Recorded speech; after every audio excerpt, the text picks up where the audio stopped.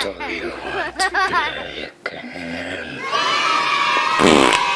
Oh no, a dog just farted. Epic fail.